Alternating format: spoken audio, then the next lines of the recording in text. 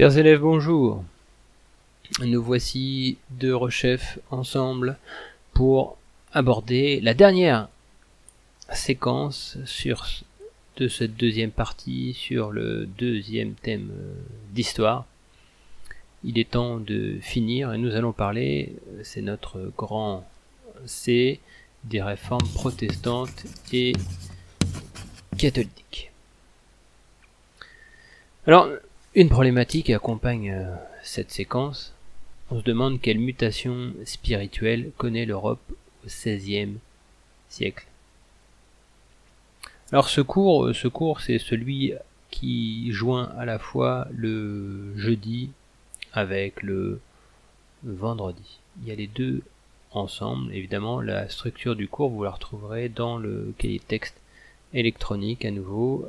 Vous aurez besoin du livre, il y a une fiche d'activité et une recherche personnelle à faire qui est jointe à tout cela. Ça marche?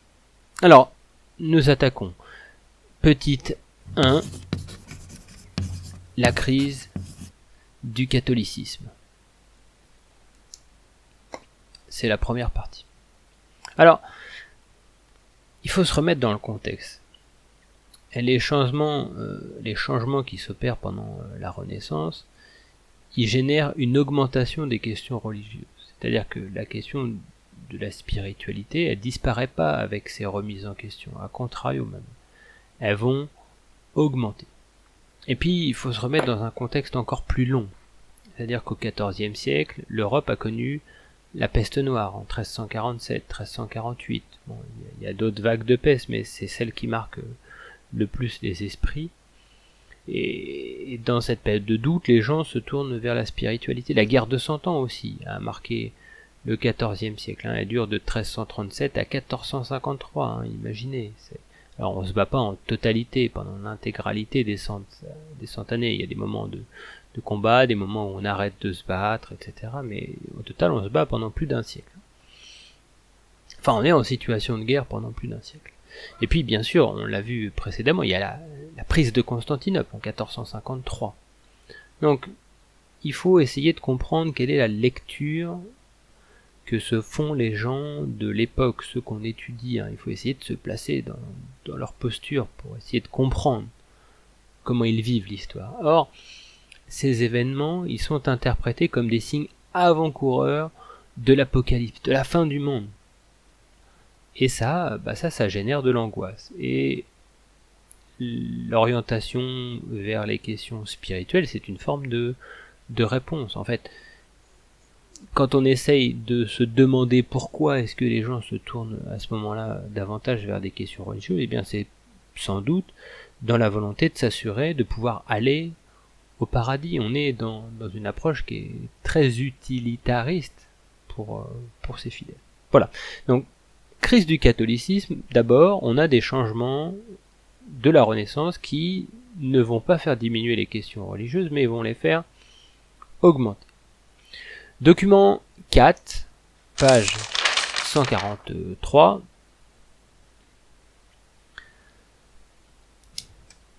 Je vous laisse regarder le document. Vous pouvez mettre pause, vous remettrez pause en lecture après.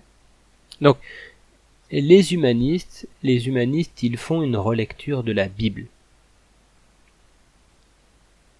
Et cette relecture de la Bible que font les humanistes, c'est dans l'objectif... Enfin, c'est pas dans l'objectif. En fait, eux, leur objectif, on l'a dit précédemment, c'est de diffuser les idées de la chrétienté, et puis d'essayer de revenir à un texte qui est le plus près possible, selon eux, pour peu que ça soit possible, des textes premiers, et donc des interprétations qui ont été faites au fur et à mesure, on a recopié, traduit le texte, etc. Mais cette relecture de la Bible qui est faite par les humanistes, eh bien, elle donne à voir une certaine distance entre le christianisme des origines et celui qui est pratiqué au XVe siècle.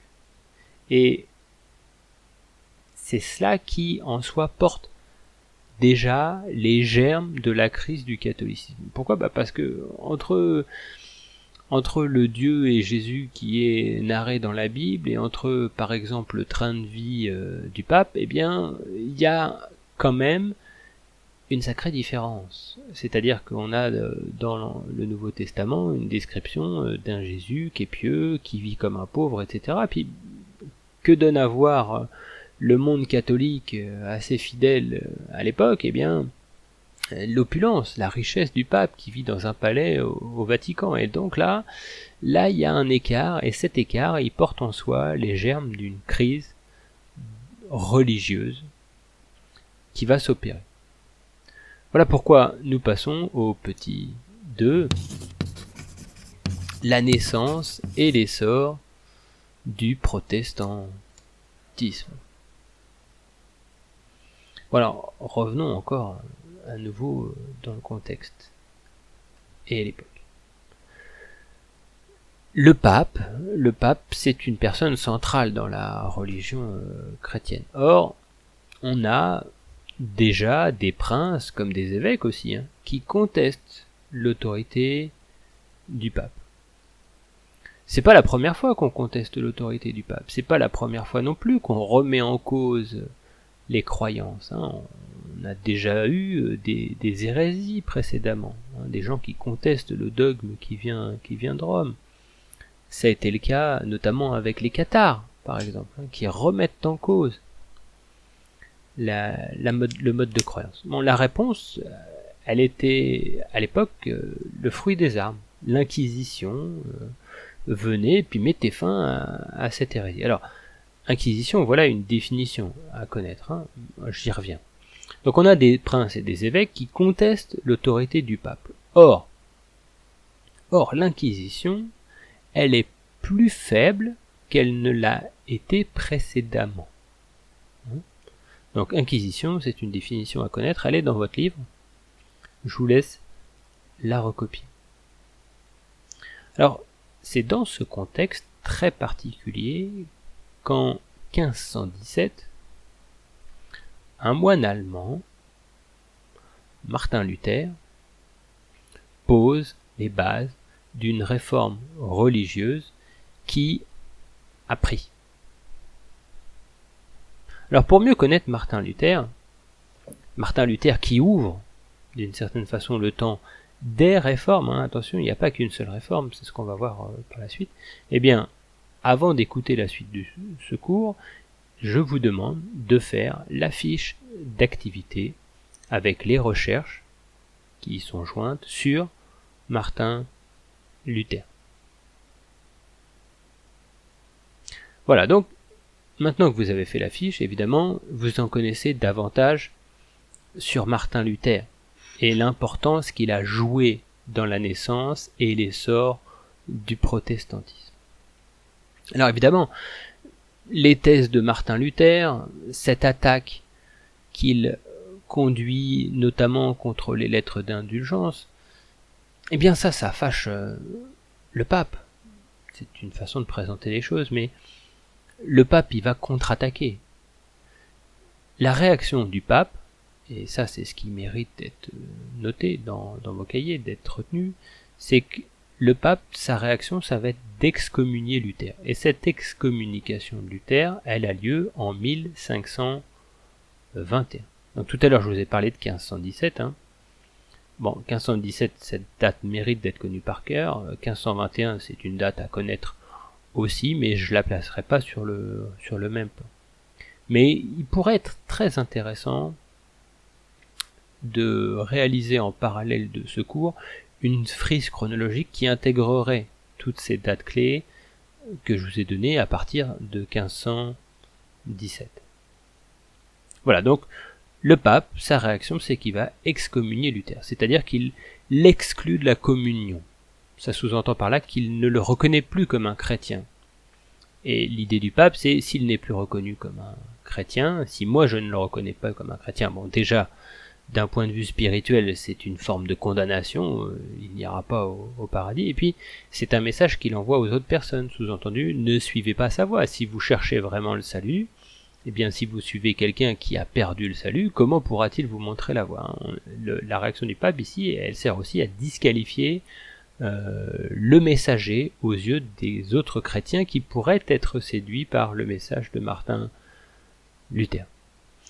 Luther, lui, il va s'appuyer ou chercher à s'appuyer sur les princes allemands. Martin Luther, on l'a dit, c'est un moine allemand. Il va d'abord se tourner près des autorités politiques du territoire dans lequel il vit. Et pour convaincre certains de ces princes allemands qu'il est dans le bon droit ou que sa réforme peut être intéressante, eh bien, il va proposer à certains d'entre eux de s'accaparer, de s'approprier les biens du clergé. Et ça c'est assez séduisant parce que d'un coup, c'est de l'argent en plus. Bon, Martin Luther, il essaye de vendre son nouveau dogme, sa nouvelle façon de croire. Et à cet effet, en 1530, il va présenter à l'empereur Charles Quint, alors Charles, c'est H-A-R-L-E-S, normalement il n'y a pas besoin de préciser, mais quand même, et Quint, Q-U-I-N-T. Donc Charles Quint, c'est l'empereur du Saint-Empire germanique, c'est aussi l'empereur du trône d'Espagne. Le pouvoir de Charles Quint, à l'époque, il est immense, il règne sur un territoire qui est très très grand. Alors attention, entre deux, il y a la France, le royaume de France. Donc, en 1530, Martin Luther présente à l'empereur Charles Quint sa nouvelle doctrine religieuse. Donc cette présentation de sa nouvelle doctrine religieuse, la façon de croire de Martin Luther, on appelle ça la confession d'Augsbourg. Alors, confession, comme la confession, et d'Augsbourg, D', A-U-G-S-B-O-U-R-G. Lors de cette confession d'Augsbourg, et lors de cette rencontre, en fait, que demande Martin Luther? Eh bien, il demande à l'empereur la liberté religieuse. L'empereur Charles Quint, c'est un catholique. C'est quelqu'un qui est marqué par le catholicisme. Et donc là, on a quelqu'un qui lui demande la liberté religieuse de croire autrement que l'empereur. Évidemment, ça passe pas aussi bien que cela. Alors, document 1 de la fiche. Le document 1 de la fiche, que je vous demande de regarder ici, il illustre la paix qui est établie entre les catholiques et les luthériens allemands. Donc luthériens, en fait, c'est de Luther, vous avez compris la racine. Donc ceux qu'on appelle les luthériens, c'est ceux qui ont décidé de suivre Martin Luther. Et ils vont être nombreux, les fidèles, à suivre Martin Luther. Il y a des princes qui le suivent, mais il y a aussi un terreau de chrétiens qui vont décider de suivre le christianisme proposé par Martin Luther plutôt que de suivre celui du pape, parce qu'ils se retrouvent davantage dedans.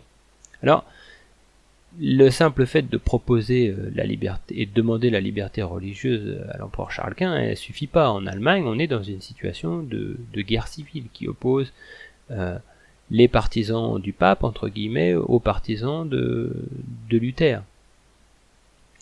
Et finalement, 25 années plus tard, 25 années, c'est un quart de siècle quand même, c'est pas si rapide que cela. Par rapport à la totalité de l'histoire, c'est proche, mais 25 années, évidemment, vous le comprenez bien, un quart de siècle, c'est quand même quelque chose qui compte. Eh bien, en 1555, est reconnue enfin la doctrine religieuse proposée par Luther. C'est la paix d'Augsbourg, finalement, qui est signée, c'est le document que vous avez sous les yeux, et ça met fin en Allemagne à plusieurs années de guerre. Il y a la volonté ici de tourner la page. On passe à autre chose. On s'intéresse maintenant au document 2 de la page 243. Ce document, il est propre à un événement qui s'est passé, lui, en France. On quitte l'Allemagne, on traverse le Rhin, on arrive en France, pour se rendre compte finalement que ce qui se passe en Allemagne se passe aussi en dehors de l'Allemagne. Ce n'est pas que en Allemagne. Eh bien, en France, on a une rivalité aussi entre les protestants et les catholiques. avec des épisodes violents. Et l'épisode violent qui est compté ici, c'est le massacre de la Saint-Barthélemy, qui a lieu en 1572. Donc cette date, elle est à marquer en rouge, parce que c'est quand même un événement marquant de l'histoire de France, tristement marquant l'épisode de l'histoire de France. Donc c'est un massacre. On a des protestants qui sont massacrés dans les rues de Paris. On les jette par les fenêtres, on les jette dans la Seine, on les tue en les passant par l'épée, on les pend, on les brûle. Il y a des scènes qui sont narrées de femmes enceintes à qui on ouvre le ventre et à qui on arrache le fœtus. Donc c'est le mot violent ici, il est pas galvaudé. Il y a vraiment il faut comprendre que pour certains catholiques, c'est l'hérésie qu'on combat, et donc on combat le diable. Donc il y a une violence dans le combat qui est à comprendre. On a de la violence aussi de la part des protestants contre les catholiques. La violence, elle n'est pas que d'un côté, mais on retrouve pas les mêmes exactions. C'est-à-dire que les protestants vont tuer parce qu'ils tuent pour se défendre, ils tuent aussi parce qu'ils pensent que c'est eux qui ont raison pour certains, mais on n'a pas le même type de violence. Enfin, c'est pas exacerbé jusqu'au même point. Donc, épisode violent. Qu'est-ce qu'il illustre ? Il illustre que finalement, ce qui est relatif à la guerre civile, c'est pas propre qu'à l'Espagne. Cette situation de guerre civile, on la retrouve aussi en France. On parle de guerre de religion. Alors attention, faut pas s'y tromper. Derrière l'objectif, il n'est pas que religieux. Il y a aussi un objectif politique derrière. Donc, ce que vous devez retenir principalement, c'est qu'on a donc en France un épisode violent, le massacre de la Saint-Barthélemy. Et ce qui s'est passé en Allemagne, comme ce qui se passe en France, montre que le développement du protestantisme, il s'accompagne de guerres de religion, qui sont des guerres civiles.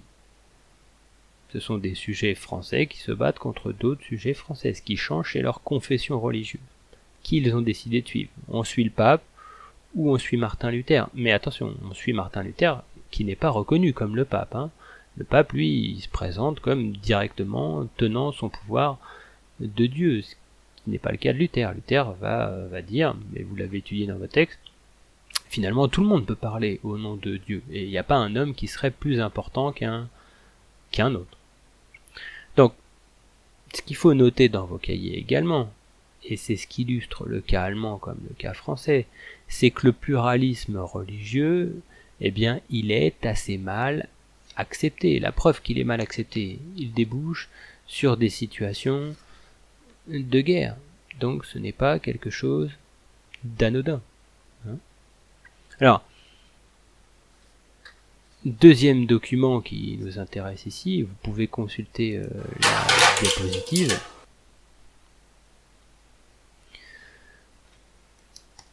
Nous permet de prendre connaissance, ce document, qu'il y a d'autres réformateurs qui propagent la réforme. C'est-à-dire, on parle tout le temps de Martin Luther, fondateur du protestantisme, mais il y a d'autres réformateurs qui vont propager la réforme et une autre façon de croire. C'est-à-dire que Martin Luther, il fait des émules, et il y a d'autres personnes qui vont essayer de relayer et de diffuser. Donc, nous on retient qu'il y a d'autres réformateurs qui proposent la réforme. Notamment un Français. Ce Français, il s'appelle Jean Calvin. Jean, J-E-A-N, Calvin, C-A-L-V-I-N. Alors Jean Calvin, il essaye de développer le protestantisme dans la ville de Lyon. Ça marche pas du tout, il est très mal accueilli et il fuit la ville de Lyon pour aller se réfugier en Suisse. Et là, avec quelqu'un d'autre, pour faire simple, il va arriver à développer ses idées protestantes. Il va trouver des gens qui l'écoutent et qui sont séduits par ses idées. Et il va fonder une autre façon de pratiquer le christianisme. c'est un protestantisme qui se met donc en opposition, qui proteste par rapport à la position du pape, mais la position de Luther, elle n'est pas directement superposable à celle de Martin Luther. Il y a des nuances entre les deux, il ne voit pas de la même façon exactement la foi. C'est-à-dire, ce que vous allez noter dans votre cahier, c'est que Jean Calvin, lui, c'est un protestant, mais il fonde sa doctrine protestante en s'appuyant sur l'idée de la prédestination. C'est-à-dire que chez Martin Luther, il n'y a pas cette notion de prédestination. Elle est vraiment propre à Jean Calvin. Donc, prédestination. Prédestination, et bien justement, prédestination, c'est un mot à noter dans vos cahiers en rouge, à recopier plutôt. Vous l'avez dans vos manuels, et donc là je vous invite vraiment à le recopier dans vos cahiers. Bon, on a parlé de l'Allemagne avec Martin Luther, on a traversé le Rhin pour parler de la situation en France, on a parlé du massacre de la Saint-Barthélemy, on a parlé de Jean Calvin. Alors c'est avec Ziegler, je crois, Z-I-G-L-E-R, que Calvin en Suisse va développer le calvinisme, enfin donc luthérianisme, calvinisme, deux églises protestantes, et puis on va aller plus vers le nord cette fois, c'est-à-dire qu'on va traverser maintenant carrément la Manche pour aller en Angleterre. Pourquoi ? Parce qu'en Angleterre, on a un roi, le roi Henri VIII, qui va lui aussi se présenter comme un protestant. Il va se réclamer du protestantisme. Alors il faut bien comprendre pourquoi d'un coup, donc vous notez qu'en Angleterre, il y a le roi Henri VIII qui lui aussi va se réclamer du protestantisme. Et donc pourquoi d'un coup Henri VIII, qui était catholique, lié au pape, va se mettre à être dans une posture différente ? Eh bien, c'est parce que Henri VIII, il est en différent avec le pape. Il est en différent avec le pape parce que le roi Henri VIII, il a divorcé. Et ça, ce n'est pas concevable pour les catholiques de divorcer. Donc Henri VIII, après tout, si je peux pas travailler entre guillemets avec le pape, je vais travailler autrement. Et donc, il se met à se réclamer du protestantisme. Sauf que Henri VIII, il a quand même besoin d'une église très structurée, très organisée hiérarchiquement pour assurer son pouvoir.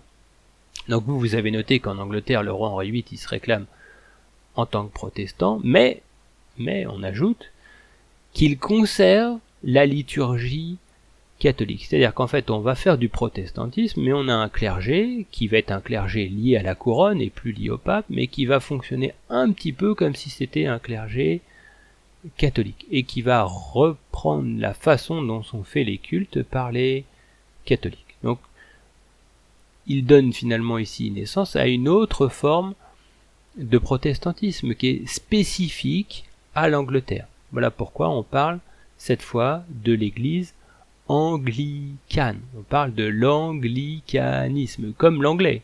Anglicanisme.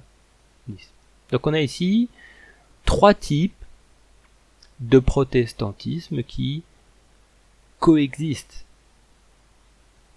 et qui sont différents les uns aux autres. Leur point commun, c'est qu'ils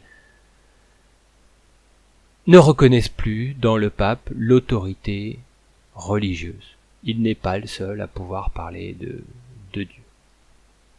Alors justement, ce qui est intéressant, c'est pourquoi on parle de ces trois-là et pourquoi on parle peu de ce qui se passe en Italie et en Espagne. Parce qu'en fait, en Italie et en Espagne, la réforme, elle va très peu prendre. C'est pas qu'il y a peu de fidèles pour la suivre. Il y a finalement aujourd'hui en France peu de protestants par rapport au nombre de catholiques. Pourquoi ? Il y a eu le massacre de la Saint-Barthélemy qui est passé par là, et puis le roi de France reste un roi catholique. On l'a vu, Luther, lui, il a le soutien de certains princes allemands. En Angleterre, c'est le roi qui se convertit directement au protestantisme et puis qui change les modalités de l'organisation religieuse. Ça se fait pas en un jour, mais ça passe plus facilement. En Italie et en Espagne, la situation elle est différente. Pourquoi ? Parce que la réforme elle va être anéantie. C'est-à-dire qu'en fait, là, on va avoir une inquisition et une lutte qui est plus forte qu'ailleurs. Et les protestants, eh bien, on va les éradiquer, entre guillemets. Et le protestantisme ne va pas prendre leur nombre, et du coup, très faible, en Italie, comme en Espagne. Alors, ça c'est la petite histoire dans la grande histoire. Pour ceux qui auront un jour l'occasion d'aller à Venise, eh bien à Venise on a une toute petite église protestante, et qui n'est d'ailleurs pas que protestante, mais qui va être liée à tous les cultes qui ne sont pas des cultes catholiques, et dans cette église on peut rassembler un maximum de 50 fidèles. Donc pour une ville comme Venise, qui a été une grande puissance, hein, il ne faut pas l'oublier, c'est pas que la petite ville dans la lagune, qui semble aujourd'hui petite, mais qui ne l'a pas été si on remonte dans l'histoire, montre que finalement il n'y a pas eu un grand nombre de fidèles. Évidemment, c'est pas tout de suite qu'on a pu prier à Venise. Donc, dans la trace écrite, vous devez ajouter qu'en Italie et en Espagne, la réforme, elle a été anéantie. C'est-à-dire qu'en fait, le protestantisme n'a pas pu s'y développer, on l'a empêché de s'y développer. Il nous reste une dernière sous-partie, c'est le petit 3. Donc on note dans nos cahiers la contre-réforme.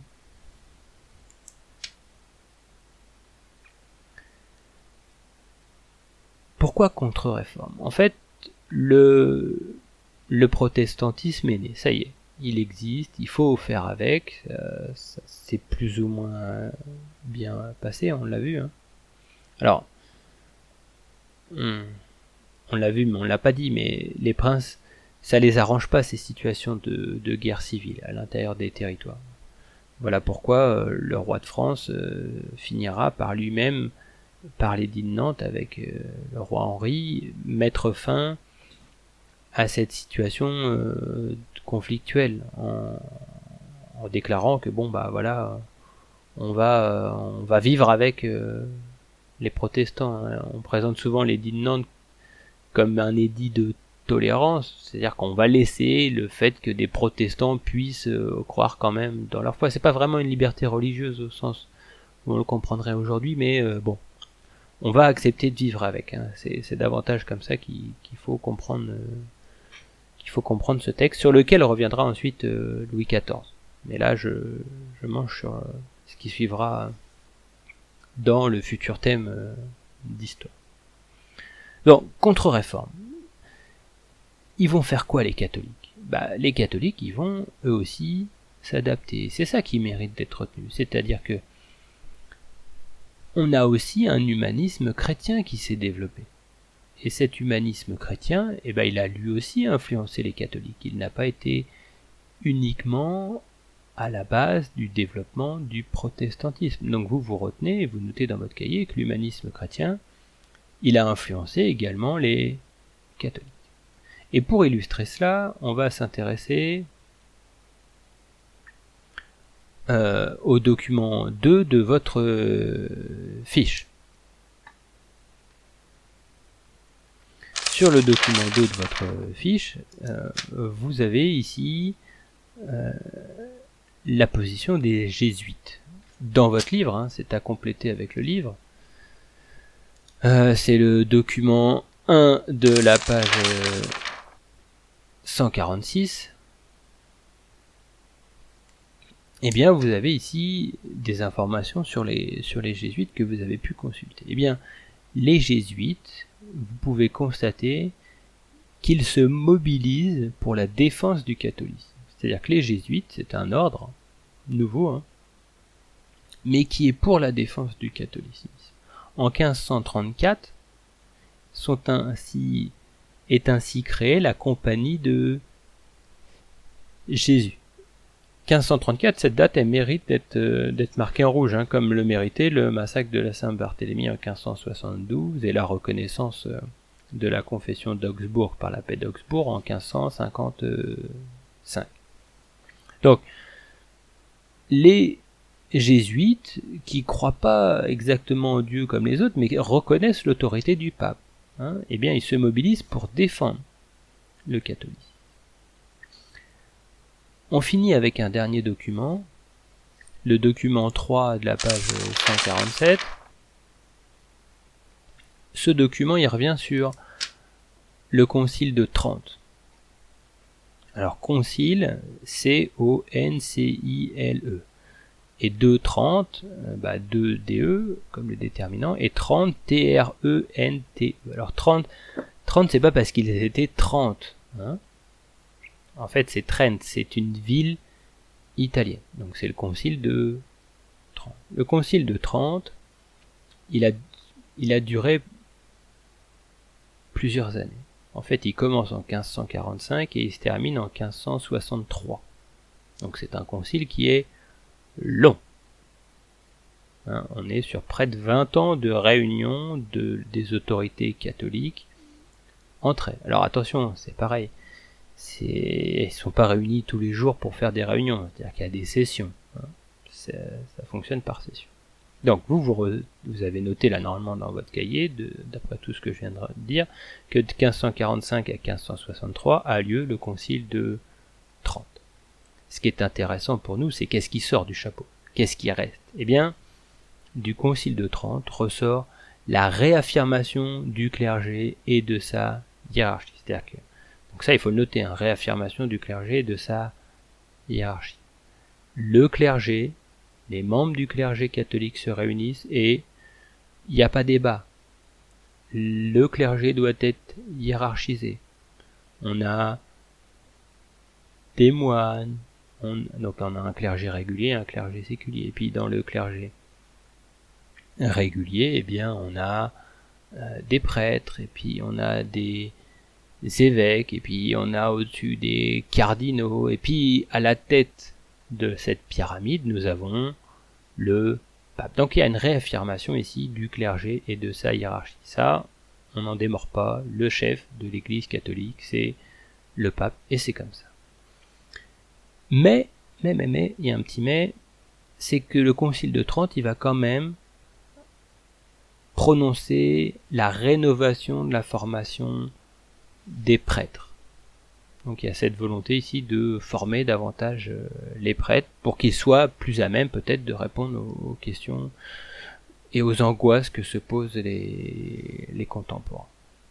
Alors, il y a quelque chose d'autre qu'on pourrait ajouter, c'est le renouveau artistique aussi. C'est-à-dire que pour beaucoup de protestants, il y a la volonté de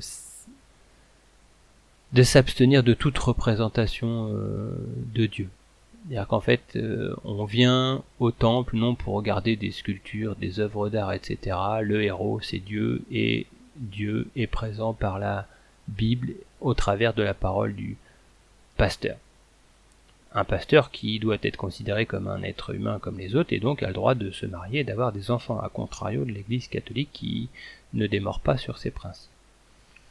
Mais l'Église catholique, elle va prendre le contre-pied, c'est-à-dire qu'elle va faire l'apologie d'un art destiné aux églises, et qui va donner naissance à certaines formes d'exubérance dans le développement de l'art à cette époque, qui est vraiment mis au service de l'Église, et ce qui fait la différence avec les temples protestants. Voilà pourquoi on parle de la contre-réforme, c'est-à-dire qu'en fait finalement c'est tout le monde religieux qui vit des réformes au XVIe siècle. Ce n'est pas que la naissance du protestantisme, c'est aussi une forme de rénovation de la religion catholique. Voilà, on a fini notre chapitre d'histoire, on a fini le thème 2 d'histoire, ça tombe bien, il en reste 2 autres, il était temps de les finir. En temps normal, on finit un chapitre, donc il y a une évaluation, hein. Ça c'est l'usage, et ça fait un moment que vous êtes habitué à cet usage. Bon, la difficulté, évidemment, je vous le cache pas, c'est que là, avec le confinement, on fait comment pour réaliser une évaluation? Et j'ai du mal à estimer quelle est la quantité de travail que vous livrez individuellement. Je suppose que ceux qui veulent tout faire ont pas mal de boulot dans un contexte qui n'est pas forcément facile, parce que vous voyez pas vos enseignants, et puis parfois c'est angoissant parce qu'il y en a qui ont des parents qui continuent à travailler, qui sont exposés, ou d'autres qui sont confinés, qui n'ont pas l'ordinateur tout le temps, ou qui ont une mauvaise connexion internet. Donc je sais pas encore comment on va procéder à une évaluation, et j'ai envie de vous dire que pour l'instant c'est pas ma priorité, hein. Ça serait bien qu'on le fasse, mais comment le faire, je sais pas vraiment. Donc, ce qui est sûr en tous les cas, c'est que là, vous avez à faire, vous, un travail de recherche sur Internet sur Martin Luther dans la fiche qui vous est donnée avec le cahier de texte électronique et qui vient enrichir ce cours. Ce cours ici, il est double, c'est-à-dire qu'en fait, en écoutant ce cours conférence, vous avez l'équivalent du cours du jeudi et du vendredi, et le travail en autonomie fait que finalement, recopier la trace écrite, étudier les documents et faire la recherche, le tout devrait vous prendre 2 heures, comme les 2 heures de classe présentes. Alors, pour ceux qui veulent aller plus loin, je l'ai dit, on fait la frise avec les dates, et évidemment, tout ce qui est noté en rouge doit être connu par cœur, hein, au cas où je réalise une évaluation surprise. Voilà, ça c'était la petite blague à 2 francs, mais trêve de plaisanterie, apprenez sérieusement encore ce qui est vu. Bon courage à toutes et à tous, à bientôt. Au revoir.